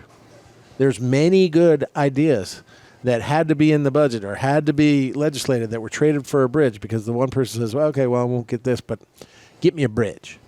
And it goes by the wayside. So it's all up in the air. And so you have very strong people fighting for it on the Democrat side. Big Louise Lucas, chairman of the Finance Committee in the Senate, probably the most powerful person in Virginia, more powerful than our governor. Aaron Rouse, he's got political aspirations, but he's been fighting, working hard. You got Cliff Hayes, you got 2 Democrats over there, and then you've got all this other outside influence pushing back onto it, which is giving the governor the ability to say, hey, I'm going to mess with this and I'm going to amend it 26 different ways. Did he do that and keep it there so that he can say, okay, Louise, you want skill games. If you want skill games in Aaron Rouse's original form as it came to me on my Glenn desk. Youngkin said in his interview back in 2021 he wanted skill games. I get it, but this is the game. The other elephant in the room is the governor is, and his team is like they don't want the Democrats to take credit Correct. for this helping small businesses. But you and I both know it didn't have to be this way. They had 3 years to just, and you've told them thousands of times, just let's give the General Assembly, y'all just back off, let the General Assembly try to fix this thing, and then y'all take a win, small businesses win, everybody wins. And you get $300 million a year. They let the casinos talk them out of taking an easy political win that, by the way, helped hundreds of small business owners. Now we find ourselves in a situation where, go back to how we're going to leverage these small business owners. It's like we're like on the auction block, Yeah, but you are. Yeah. You are. Let's be honest about it. But we didn't do anything to put ourselves there. So he's going to say, well, they go, well, Glenn, you want those tax cuts out? Well, then we want this, and this, and skill games. Yeah. This is all, a part of the mix. This is all that negotiating. It's like, oh, wait, because here's where they're right at in an impasse, which makes it, when you look at it on the surface, impossible. They put in $2.3 billion in tax increases to Virginians, mostly on online stuff, okay? Governor had lowered taxes in the last budget, right? That's completely contrary to his mindset. They put $2.3 billion in taxes in their budget. They took out $500 million of his priorities. They stuck in about $600 million worth their own priorities. Governor says, I'm not doing that. So they want the tax increases. He wants no taxes. They want to spend that $2.3 billion or spend something close to that. He doesn't. He wants to have fiscal responsibility. Those are big issues. So how are you going to overtake them? You're going to say, okay, I'm going to trade you these two for this. And so now skill games becomes a leverage point. And that's what I'm trying to say. So it's a part of a game. Yeah, you could find at the end some kind of deal.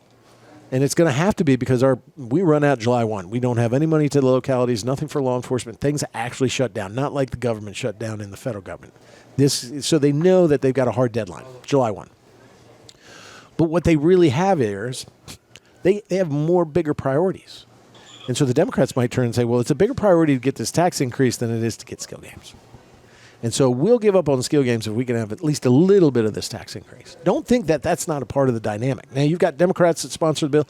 Louise is strong for skill games and small businesses. But why isn't this a Republican issue? Small businesses is a Republican issue. Why are we having this casinos and the Rosies, the mini parlor, casino parlors, and the horse racing tracks against small business owners? Because they know that the tax revenue that would be generated by these skill games in these convenience stores, restaurants, truck stops, bars, will far exceed what these casinos can ever bring into the state coffers. They're not bringing in that money. But, and they're more worried about a skill game in a convenience store when $500 million a month is wagered in the Commonwealth of Virginia. They're worried about problem gambling or kids gambling. 20% of all wagers in Virginia every month are made by children. You know how? On their cell Phone, yeah. Which means their concerns really they don't care about that stuff. Right. Because if they did, What they care about is control. they'd look at a holistic kind of remedy for it. And maybe that's something we should do next year. But why? The casinos don't want you to have skill games in your convenience store or the truckers to play them because they raise too much money for the state. And they know that suddenly convenience store owners would have a bigger voice. And they don't want that either. Yeah. So all of it is going to come down to the game. And that's what worries me. This should be easy. For small business, for making in $300 million a year, and that's not a regressive tax. That tax will accelerate. Mm-hmm. We'd even put hard caps around it so that we would know there's a limitation on the number of machines, and a great way to regulate it and to enforce. You'd also get rid of all of the games that are basically illegal games of chance that flooded the marketplace when you shut your games down before you got your injunction. Right. We have a system that would take care of criminality of that. You would think it's a no-brainer. But instead, it's caught up in the grist mill of politics and gamesmanship. Mm-hmm. And so when you go, game and leverage, I'm telling you the truth. I hate it. But that's where we are. And that is what gives me concern. And that's why every small business owner like yourself and the ones they came on, reconvened, and rallied needs to be vigilant, needs to continue to call. And I know we've got a bunch of them that listen to this podcast. And that's the direction that we need to do. They've got to demonstrate to the governor that it's not something seedy or scuzzy, we've heard that before, but rather it's something that really helps these small business owners that so many communities, like they depend on those convenience stores for living, for food, for gas, that they really need to understand their role in the community and give them this opportunity to participate in the gaming market on an equal basis. They're never going to be a casino. Whoever's going to go to casinos is going to go to casinos. But you know what? There are people that may want to spend their time on skill games, not go to casino. A trucker that comes in here wants to relax a little bit while he's down. You've said it 100 times before. Why is that not allowed? And it's not allowed because of the big outside influences of casinos and horse racing tracks and historic horse racing, all that shit. Yep. And pushing on the governor right now. And maybe the governor's looking over the fence a little bit, Herm. I mean, maybe he's like, well, wait a minute. I need to position myself for what's the next run? Senate? Look, president, we're sitting here. Vice president? You said it. We're sitting here at Sadler Travel Plaza in South Hill. Right beside us is a Raceway convenience store that also sells gas, just like we do. Mm-hmm. Right across the street from there is a 7-Eleven Sunoco that sells gas just like we do. You go right up here and take a right, go right into town. There's an Amoco, an Exxon, all that. You go to the next exit on 85, there's a Love's. You know where you're all these people do the same thing that we do. And our success is decided on competition, our prices, the cleanliness of our facilities, our cashiers, how our store is stocked, all these things. The free market, we compete. And the casinos don't want to win by competing. They want to win through legislation. They want to legislate their competition. How much better off would I be if I could get the governor to leverage Love's and Raceway and all these people and say, you know what? We're only going to allow, places that have Shell Motiva gasoline and Pilot Flying J fuel stops operate in the Commonwealth of Virginia. And you can't put an Exxon within 35 miles of a Shell station. Yeah. It's unconstitutional. Wouldn't that be great? It would be great, but for me, it's against the free market. Right. So what are we doing, man? So what it's just backwards of what you would think a good conservative Republican governor would even have a conversation about. Yeah. Well, no, you're right. You're right. And I guess the last chapter has not been written yet. Yeah. We're going to see what happens, but it's kind of out of our hands. And the crappy thing about this is, if the governor's 35-mile radius would be in play, we are in South Hill. You have a place in Emporia where there is a road. Oh, the 35-mile radius in Emporia puts me out of business in South Hill. Yeah. And even farther this way. Yeah. So even farther west. And if you go on my Twitter page, at Bill Stanley, I think you reposted the map. Yeah. That map is red dots are the 1 mile radius around the school. And then and the big circles around all the Rosies in the casinos. pretty much eliminates all of Virginia. And I mean, I even said, to them, and I said publicly, where does the 1 mile radius, the 2,500 feet, where does it start? At the pulpit of the church, at the corner of the brick? Where does it start? Because, you can have you out here that you are 2,498 feet away from a school, from corner to corner. And guess what? You're a felon if you had a skill game on. I mean, is that what we're trying? We're not only trying to prevent small businesses from participating, we're trying to create criminality for otherwise good people in our communities that are trying to make a living. Just say it. I mean, so that is coming up. And before we get off this topic, one of the things I thought was bitter irony, made me chuckle, and we got it sent to both of us, was you and I in the court case, we were trying to compare Dave & Buster's. If you remember, Dave & Buster's is a place with arcades, and it's got restaurants, it's got a bar. Yeah. But you can go to Dave & Buster's and win cash equivalent prizes. Mm-hmm. And we were saying if they're banning skill games, you're banning Dave & Buster's and Chuck E. Cheese. We've said it on this program. Said it in court too. A number of times. Yeah. We had you go and we filmed you. You won an Ernie doll. Yeah. And you went and cashed money that you won in in Richmond, and went and cashed it out in Virginia Beach. That's right. And so guess what happened, on the way to the forum today? I mean, guess who has announced now that they are like a Rosie's? Dave & Buster's. Dave & Buster's. So now Dave & Buster's, the story came out, I think it was in CNBC in the business, that they're now going to allow their patrons that go in there and play the racing game or the shoot 'em up game or the hatchet game to wager on those games and to win cash, which turns them right into a casino. What are your thoughts about that? I mean, isn't that, they were like, oh no, we're just a fun family place. No, they're not. They're a mini casino. They've always been a mini casino. I mean, you go into the prize vault and you can take home like $1,000 pieces of equipment. My question to you was, how's the government going to handle that? Well, when you brought it up, it's a very valid point. You were saying, because you do it through an app, right? Yep. Well, how does the government control that app? I mean, really? So you're wagering, you're playing a game at Dave & Buster's, but you're wagering on your ability to play the game, which is a game of skill, on the app to win cash. And the app may be housed in a shell corporation in Delaware. Right.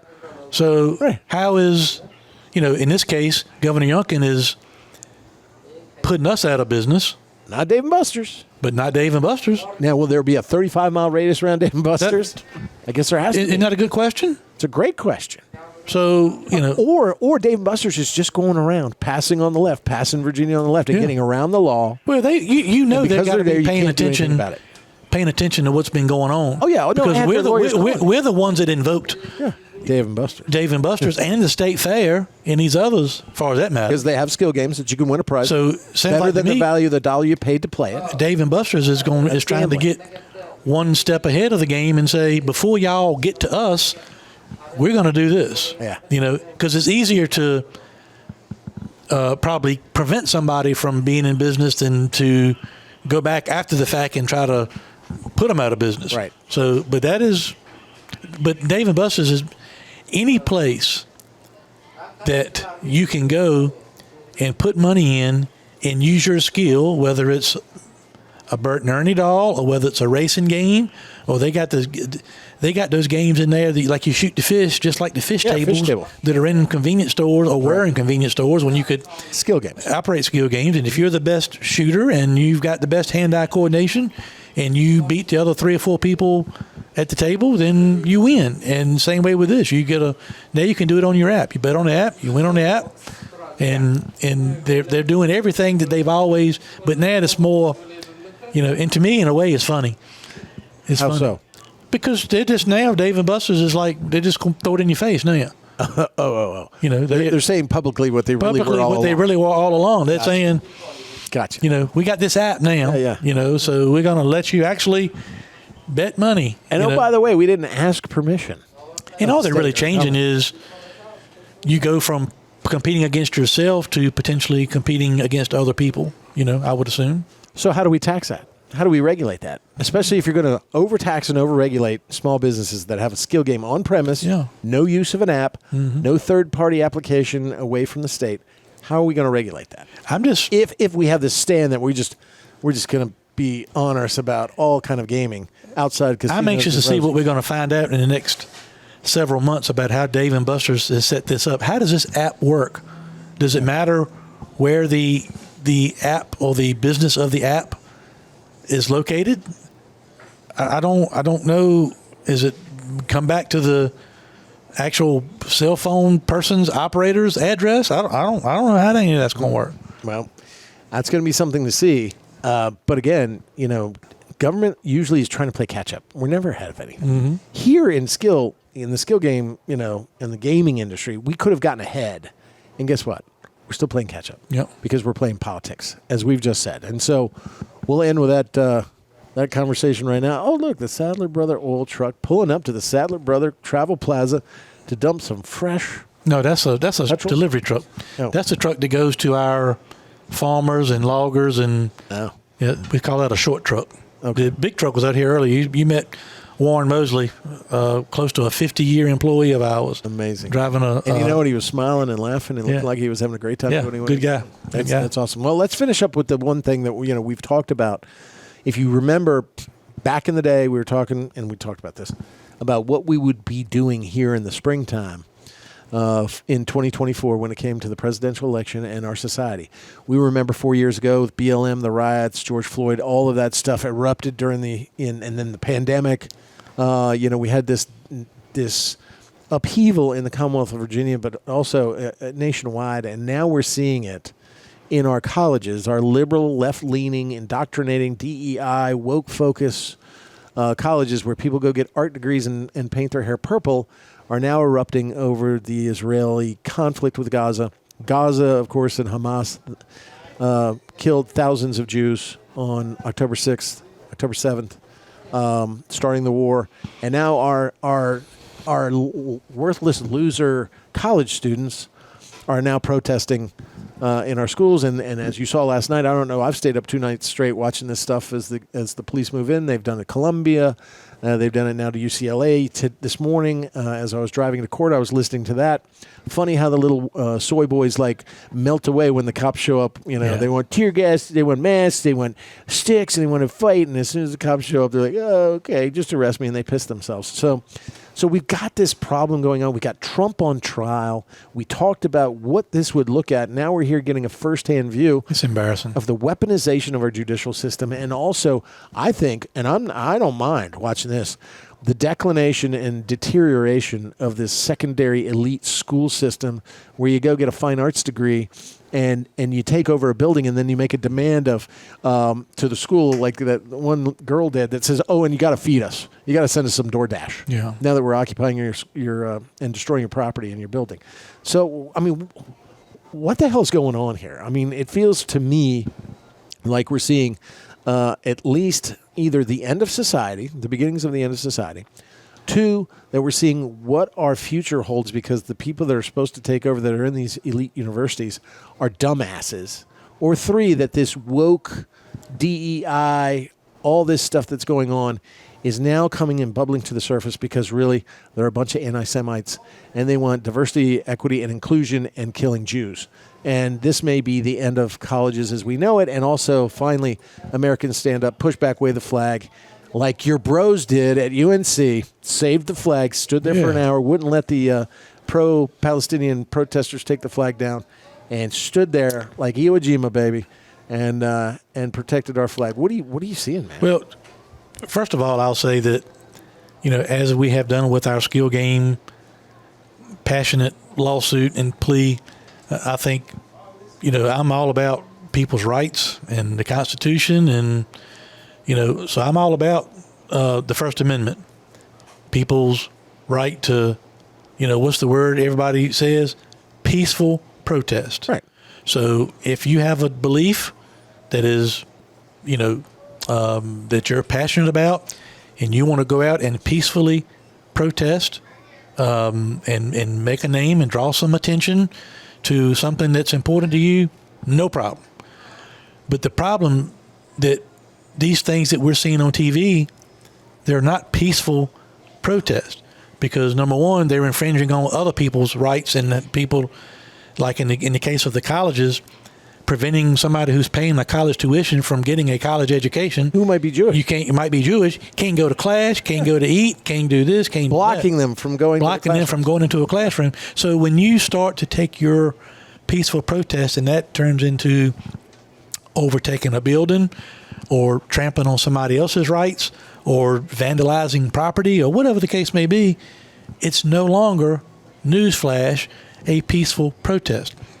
And so, two things. Number one, I'm glad that I'll proudly say this, so proud of our law enforcement men and women across the country that when they're called into these situations that they know are going to be bad situations, then they're willing to step up and go do the work that needs to be done to hold the people that break the law accountable, whether they be on a college campus or anywhere else for that matter. But you brought up UNC. I'm a proud alumni of UNC, but freak show. Our UNC, just like a lot of other colleges and universities in the United States, is way liberal to suit me. I don't have to agree with the political views necessarily of the college I went to. And I can still pull for the basketball team and the football team, but I don't agree with the liberal leaning towards where they stand. So I have to tell you, I was pleasantly surprised with two things. Yeah, I was pleasantly surprised that the chancellor stood out, in the midst of all this commotion and rebellion and all that, and he said, the United States flag represents us all, and as long as I'm the chancellor of this university, that American flag will stand high and wave proudly on this campus. And he's going to catch some backlash from that, but I'm so glad he did it. And then to your point, there's been a lot more things in the news the last couple of days about a group of fraternity brothers that came in. I guess some of these protesters took down an American flag, put a Palestinian flag up. They went back, put the American flag back up and held it up, prevented it from hitting the ground, and stood there for an hour. Stood there for a long time and defended, the flag, and that caught national attention. And there was a GoFundMe started to throw a party for these fraternity brothers. Yeah. And before we started taping, it was up to like $400,000 that had been donated towards this GoFundMe. Amazing. For the bravery of these young men at this fraternity at UNC Chapel Hill. And John Rich, country music singer from Big and Rich, says he's going to go do a free concert for them, to bring attention. Because here's what it is, Bill, you and I already know this. The peaceful protests, the people that do that oftentimes turns into vandalism and other things, they do it for attention. Yeah. So now at least some of the, in my opinion, good-hearted Americans that are defending the United States flag, they're getting some attention too. And so I hope that means that people are starting to get fed up with what's going on in some of these college towns and campuses and otherwise, and to see these frat students like at UNC to get some positive attention, it makes you feel like there is a little bit of hope. Yeah. Somewhere on a campus like UNC that I will tell you is a liberal campus, for these boys to be willing to stand up and to see the tide kind of turn on campus to, standing up and with these this fraternity that was willing to do this, and in the comments of the chancellor. And Bill, since then we're starting to see, even up in Congress and otherwise, we're starting to see some Democrats starting to speak out against some of these peaceful protests that are turning into much more than that, illegal activities and vandalism and all the other things that we've talked about that are preventing these college kids of all races and religions from getting their, getting the education that they are paying for. Maybe it's a small sign, at least somewhere along the way, that people are getting fed up with it. Yeah, and it even goes, I think, a step further, which is number one. This shows how bad the radical left has influenced and infiltrated our college system. Mm-hmm. So it's bankrupt. It's corrupt. It's not educating people. Like when you went to college and I went to college, we were taught not just how to survive, but to thrive in the world. Mm-hmm. People are getting degrees that are, like I said, fine arts degrees and humanities degrees that are not going to give them a job. And they wonder why they can't get employed. And then they wonder why they racked up all that debt, but they don't have to worry because Joe Biden's going to pay it. So our taxpayer money is going to fund these colleges, but also to pay off these numbnuts debts. And then the other problem that I see is that they're so easily led because George Soros, all these organizations, pro-Palestinian organizations, they don't even know what Hamassholes are. They don't know that they're a murderous terrorist group. They scream genocide and have no idea of the Holocaust of the Jews. These idiots that are in college demonstrate that they are easily influenced by TikTok, by outside aggressors to the United States who want to destroy America, and they are the tool of these, the Hamas, the Hezbollahs, Iran. They're lemmings. They're going along with this stuff. They don't even appreciate what they have. I dare all these Queers for Palestine guys to get on a plane. I'll pay for it, first class, take you to Gaza. Take you to one of these countries. See how long you last. They'll probably give you a nice tour of a 10-story building, but only show you the top for a little bit. They kill people who are homosexual. They don't have rights of women in these countries. Women are subservient. Women are beaten. They rape kids, then boys. They raped Jews when they attacked. They killed them, brutally tortured them, took hostages. And you're standing for that team? I mean, and then it's really, to me, looks like neo-Nazis again. Like the brown shirts, the young Nazi, the Nazi kids during Nazi Germany, that they're the ones that kept Jews out of bookstores, kept them out of schools. And again, this ignorance and arrogance and hubris from these young people is so misplaced and so off. I don't know how we rectify that. And the only way I see it is that the rest of us finally stand up and like those frat bros, the Pi Kappa Phi guys from UNC, that you stand up and say, listen, this is our country. You can get the hell out of here. And we have to become more patriotic. We have to stop this DEI nonsense, this woke nonsense. We got to just start loving each other again and letting each other live. But at the same time, don't be cramming this stuff down my throat. And if you want to sit there and you think America sucks, then get out of here.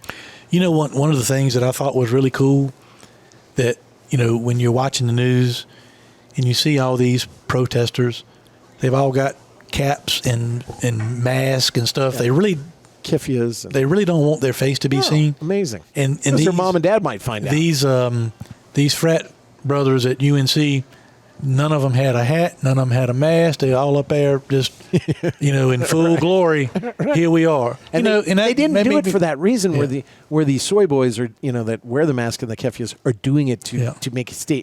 Yeah. These guys did it out of a love of the country and the flag. Yeah. They're going to defend an ideal over than these people taking over and thinking they're entitled to be fed while they protest. And I wasn't as surprised that a group of good American frat boys, even at UNC, would take that step. Makes me feel good, but I'm not. But I got to tell you, I was pleasantly surprised at the chancellor. Yeah. What he said too, because some of these, what you're seeing at Columbia and some of these other places, the people in power are just afraid to say anything or take a stand, or they don't have a backbone or a spine. They just let the and for the chancellor at UNC really made me feel good for him to come out and say, this university belongs to the people of North Carolina and all the people that go to school here, and that flag represents us all. And as long as I'm the chancellor, that is the flag that's going to fly proudly here on this campus. And I thought that was, kind of simple and sweet, and but you can't take those statements for granted anymore because you got people trying to take your rights away. Even Mayor Eric Adams, when they cleared out Columbia, said, "This is my country. That's my flag. You're not messing." I give him a lot of credit. Yeah. But again, they let this stuff fester. Mm-hmm. They're so afraid of the radical left. Yeah. That have you heard from Joe Biden? No, shit. I mean, why can't he just go up there, call the president up and say, "Listen, I'm going to take away your federal funding unless you clean that crap up on the quad." Yeah. Would have been over. But instead, he kind of encourages because he's so afraid of pissing off the radical left. You know, and I don't know about you, but I saw on the UCLA thing, they had spray painted on the side of the wall of the quad at UCLA, F Joe Biden. You know, so they don't even like him. But they're so afraid of the left, they're paralyzed. If this was just turn it on its head, and we do this too often, turn it on its head. Say it's a bunch of right-wingers.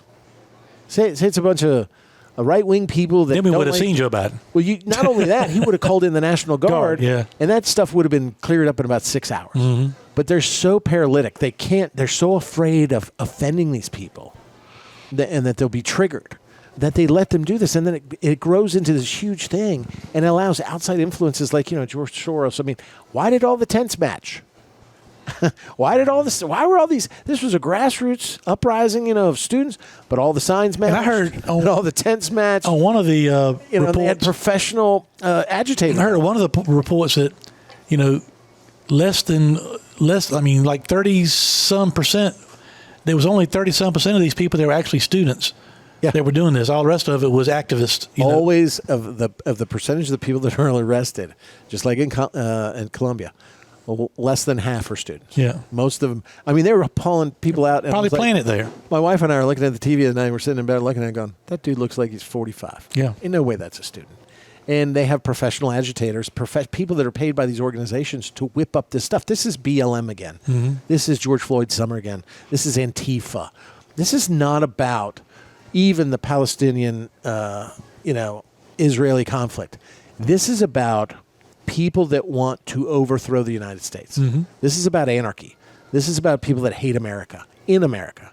And, you know, we ought to have a rule that says, you know, you get the hell out. Go to Canada. They have self-loathing up there. They hate themselves. Go up there. You know, do your best up there. They're becoming socialist, but not here. Because why is this the place that everybody wants to come to? But when they come here, they want to change it and ruin it. And they talk about colonial imperialism. Islam, its whole thing is a caliphate about taking over all these areas, including the United States. So they're colonial. Islamic countries are some of the biggest colonialists on the planet. And the hypocrisy is just ridiculous. It makes me so mad. And I just want these damn students to go in there, get your degree. Don't ask me to pay back your loan, your student loan that allowed you to get your tattoo and your face piercing and your purple hair.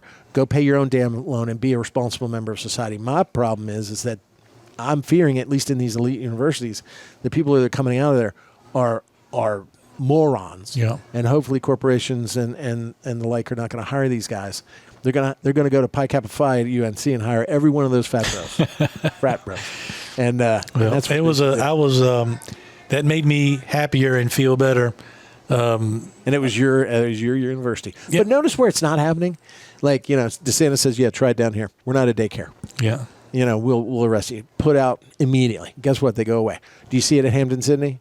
You don't really see anything at UNC. Yeah. You don't really see anything. You know, Tech had a little bubble up there, but you know, you see in the rural areas where America, when the flags still reign free and we appreciate everything and the freedoms that we have, you're not seeing these even on these college campuses, which are still rife with liberals. But we're allowing, you know, I don't know if you know this, but VCU takes $100 and some odd million from Qatar. You know that? I did not know that. To set up a humanities chair, which they put then one of their lefty professors in. They give them $100 million to start a humanities division of the school so you can get a humanities degree in some way. These, you know, Saudi Arabia, all this stuff are infiltrating our society, not with a view towards being a part of it. They're doing it with a view towards undoing it. And like TikTok, most of these protesters are getting their information and they're seeing a slanted view of the Israeli-Gaza or Hamas conflict. And they're getting a slanted view. Well, it's being controlled by the algorithms of China. Do you think China really wants to spread truth and love around the United States? No, they want to foment rebellion, and they're doing it. So, and the final thing, I'm just, as a lawyer, just sick to my stomach watching this court case with Donald Trump going on. I mean, I don't know about you, but if anybody with any held in contempt like 14 times. Yeah. The judge sucks. He's terrible. But they're keeping him in court when he should be campaigning. Yeah. And they're using the court system to actually upend and change the outcome of election. Because if you look at the polls right now, he's in court charged with criminal offenses, and he's crushing it. Yeah. Not even doing a damn thing. Yeah, they're really helping him, and they don't really realize it now. But, you know, and that really, if you're a Trump fan, I don't think any of this move. It doesn't make somebody who's a diehard Trump supporter pull back. It makes you more emboldened to be on that team because he's a fighter, and the only reason they're doing all this to him is because he stands up for us and all that. But I think in addition to all the stuff they're trying to do to Trump and all the other things we just discussed, I do think there are some Democrats that are finally looking in the mirror and saying, you know what, I'm on the wrong side. Yeah. And I think with all these things going on and with what they're trying to do with Trump, simply because they don't want him on the ballot in November, I think every day that goes by, they're increasing the numbers for Team Trump, in my opinion, every day, because people, you can only live under a rock for so long, and you can only, be blinded by what's going on for so long, and you gotta, eventually say, what is going on, and they're trying to, through this process, trying to, change an election. They're trying to. They're trying to get him off the ballot. Yeah, well, and weaponizing the judiciary system, not for fairness, but to get rid of your political enemies when you're the one in power. When you open that door stays open. Yeah, somebody's got to shut it. Yeah. So they are demonstrating that they're more than willing to use the instruments of government to crush their opponents. What does that sound like? That sounds like communism. That sounds like a third world state. The United States is not supposed to be that. We're based on freedom and rights of the individual over the powers of the government. That the Constitution is supposed to protect people from the government, not the other way around. Yeah. And the Democrats have just come out, and they're not hiding anymore. Whether it's trans and the kids, whether it's DEI, whether it's woke stuff, whether it's this stuff at the college campuses, weaponizing the judiciary system. I could go on and on and on. High inflation, the greenhouse stuff, the greenhouse gas initiatives, trying to get into electric, trying to dominate the economy, being against the free market system. All of this stuff now is kind of the curtains ripped back and everybody can see it. And every day, everybody sees Donald Trump going in that courtroom, a former president, being prosecuted on a case that not only the statute of limitations had expired, but even the federal government said, no, we don't want to do that. Yeah. And the predecessor to the attorney general in New York said, no, this is a bad case. But now they're weaponizing it. And look at when it goes to court. It goes to court during an election season. But that's not a coincidence. But I really do think the liberals pushing that are really misreading the tea leaves on what they're really doing to Trump. They're, like I said, the people that are Team Trump, they're Team Trump regardless. Right. And this just makes them more determined that, look what they're doing to our guy. And you see the polls, though, where support of Hispanics of Trump has almost doubled. Yeah. In the African American community, almost doubled. Mm-hmm. He's running even when it comes to females. He's leading in swing states by 5, 6, 7 points. Yeah. And he's not campaigning. He's paying lawyers sitting in courtrooms like me. It's and so I think what it demonstrates is that silent majority is going to rise up and say, we've had enough of this crap, stop it. Yeah. But we're going to have this kind of, I think, the summer of 24 to get through it in order to hit the reset button for the United States. I do fear for the future of my country. A crazy time in America. Yep. And in Virginia. And here we are. And here we are. You and me. Here we are. So I appreciate you letting me come out here at South Hill, the beautiful Sadler Travel Plaza, and talk to you for good. Did you like the new equipment? We got a headset. Oh, yeah. We don't have to hold microphones anymore. We're stepping up. We look important. Yeah, don't we? Yeah. Or ready to take your order at the Hardee's. There you go. There you go. Are you going to be using the app today? Ladies and gentlemen, thanks for listening. Of course, you can find us on all your major platforms. Go to www.lrtl.com. We've got a website. You can catch all our old episodes. We got almost 100, and you can go back in there. We talk to stars. We talk to racers. We talk to politicians. We talk about everything that matters in the skill game industry and small business and the fights that we had. It's really a library that's impressive and you should listen to. But I want to thank you, Hermie Sadler, not just for being my friend, but also being a champion, somebody I respect so greatly, and standing up against government overreach, standing up for small businesses. That's what got us here. The journey is not over. It's not. And we've got much more to do. But please tell your friends, and especially if you own or operate a convenience store, a restaurant, truck stop, you're fighting for skill games, this is your one-stop shop to find out all the honest information that everybody else isn't telling you. And if you have any questions, you can also call me at any time at my law firm at the Stanley Law Group in Manita, and I'll be happy to talk to you about it. I get a ton of phone calls, Herm, all the time, and people in other states that are concerned about what's going on here in Virginia. Be vigilant, be strong, be free. Stand up against all this crap, whether it's a college student with purple hair that needs a water because she's famished from taking over a building and breaking chairs and windows. Stand up to the DEI, the wokeness. Let's get back to America, and this is what we're doing here on this podcast. So I'm Virginia State Senator Bill Stanley, and I'm leaning right here at the Sadler Travel Plan. And I'm Hermie Sadler, and I'm turning left, leaning right and turning left with Sadler and the Senator, powered by Pacematic. Good to be, Bill, good to be back with you. And I've missed you, man. Yeah, we've got a lot going on. Yeah. This is important. We need to keep people informed and let them know the truth about what's going on, and hopefully we get some good resolutions on some things going on here in Virginia, and hopefully nationwide as well. It'll be an interesting next couple of months. Yep, we'll be back next week. God bless you all.